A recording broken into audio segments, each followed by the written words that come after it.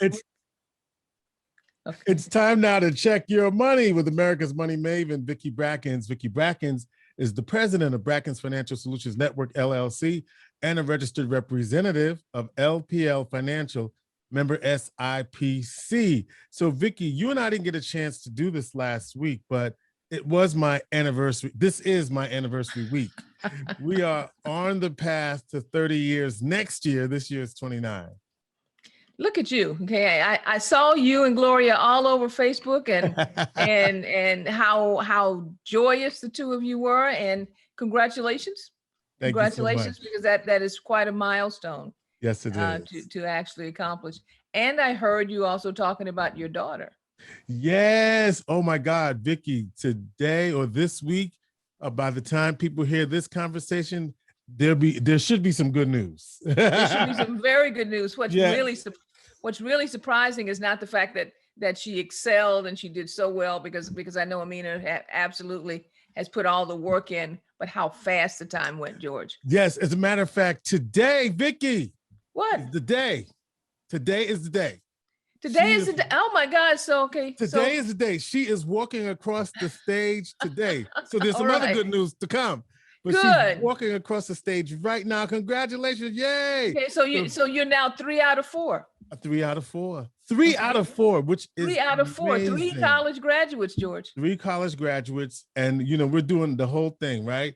2 HBCUs, and now the first Ivy. So, first Ivy. Okay, right. so yeah, we're covering the full gamut. Okay, right. Absolutely. We got HU, we got Bennett College, right? Bell. And then we're gonna have a Cornell Big Red. So Big Red. Okay. Yeah. All right then. So that is again for you and Gloria, congratulations, because not only do you have a successful marriage, you've done all the things as parents that anybody could ask for. So oh my God, what a blessing. Thank you. Absolutely. So thank you for let me share the good news. So we're really excited about. Oh, this is good news for everybody, because we've talked quite often about the need for generational wealth. You see, you may not look at this on its surface as being one of the steps as far as generational wealth is concerned, but if you recall the formula that we used 2.5 years ago, that I explained exactly what net worth was. Right. I said it is human capital. Yes, you did. Plus financial assets. Yes. When you spend this amount of time actually pouring into an individual to increase and enhance their human capital, do you know what you did for the net worth statement for the Kilpatrick household? What did we do? You actually blew it up. Yes. I mean, when I say okay, level up. Now it's their responsibility to take that and mature it, right, and turn it into financial assets to go with the human capital to create what we call total net worth. Right. So absolutely, this was a financial, even though it started out, everybody may have thought this was just a congratulation. This was a financial lesson for everyone about how to take human capital and marry it with financial assets to create total net worth. Go ahead. I was going to say, well, I'm seeing a segment coming up on what recent college grads need to do. 5 things they need to do, Vicki. I'm seeing something. Okay, all right, then fine.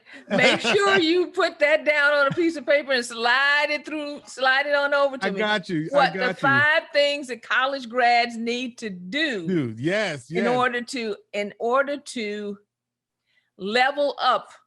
Yes. Level up the human capital that they have just been bestowed upon them as far as their college studies are concerned. Yes, I think you're right. Absolutely. Here's another thing I want to point out to you. Yes. Because I was mentioning that, going back 2.5, maybe 3 years ago, when I had that initial conversation concerning total net worth, human capital plus financial assets. Right. There have been some other things that we've discussed. Zero, no more. We've talked about the pyramid as far as building your financial house and going from poor to broke to stable to prosperous to rich and then wealthy. Right. We've also talked about the fact that you need to understand that in all things, everything is connected. Well, those were all concepts that we dealt with, but I was looking for that final piece. Okay. George. Okay, I've been looking for it for about probably 6 or 8 months because I knew that there was a final piece that I needed to insert into that those cogs to make them start moving together, and it happened this week. I don't know about you, but I listened to Karen Hunter on Saturdays. Okay. Saturday morning, the Karen Hunter show, and there's a segment there that comes on Saturday with Dr. Greg Carr. Great car. Okay. Oh yeah, you see that online. Yeah, online. Exactly. Yeah. Okay. Yes, I'm an avid fan. I listen to them almost as much as I listen to you. Well, they had a guest on this week, Dr. Sunada Amen, Amen, Sunyaatta, Sunada Amen. Yes. And I'm saying this because I wanted to attribute this saying to her because it was one of the final pieces that took place for me to bring all of these concepts together. And that was, when an elder dies, a library burns to the ground. Ooh, go ahead. Yes. Okay. When an elder dies, a library burns to the ground. Now, remember, we were talking about zero, no more, and how everything is connected, and the need for building holistic net worth, and the need for understanding the financial pyramid and how we move up. And we're constantly talking about generational wealth.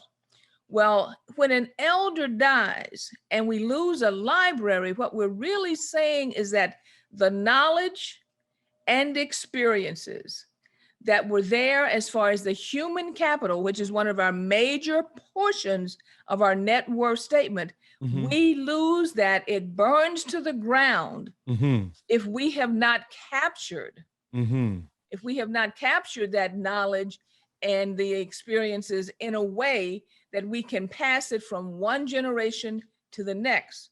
So remember what I was talking about when we read the book and came Dr. Pamela Jolly, and we said that it takes 3 generations to build net worth and 1 to lose it. I was thinking more linear, but it's actually not linear. It's spatial.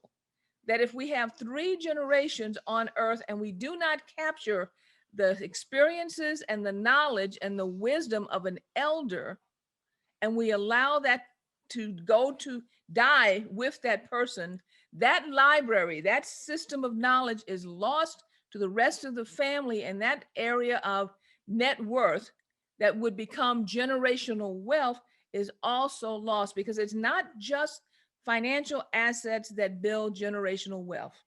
Here's the trick, okay? It's what to do with them. It's not just the thing, but how do I apply it and leverage it to move us forward? So here's my challenge for the summer. Okay. You all know who the elders are in your family. Yes. Okay. You all see the gray hair coming. We know what that means. Okay. But sometimes it's not gray hair, because the elders' case can be relative. We have absolutely the perfect instrument to make sure that we can capture that information. Spend time at the feet of your elders and ask the questions that need to be asked, and just listen to the stories, but don't just listen to them, capture them, archive them, and make sure that they are there to pass on from generation to the next. Let me just say something about that. It's so funny you should mention that, because my aunt, Nettie, God bless her, she just turned 92 this week. And my sister said that she was on the phone with Aunt Nettie for, talking about my grandmother and my grandfather, and my, and this is on my father's side. And these are individuals in the family that we have little to no knowledge of. I mean, my father had total of 7 of them, 6 in one family and 1 from another. And so there's a total of 7 of them, and there's only 3 of them left, right? So that's just so important, as you suggest. And so when my sister was talking to me yesterday, I was like soaking it up. I was like, yeah, tell me more, because, this is unwritten. It's not anywhere. We have the lineage, we have it written down, but we don't have the stories. You don't have the stories. Exactly. So we know exactly the lineage, but we do not know the stories.